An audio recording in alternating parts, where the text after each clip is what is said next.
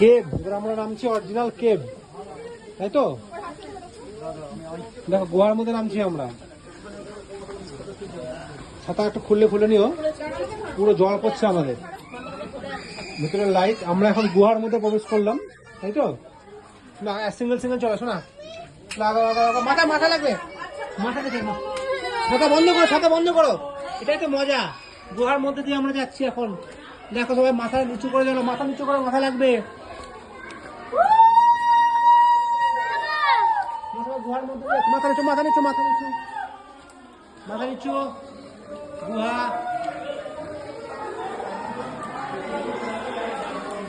গুহা, এটা ফটো তুলবো।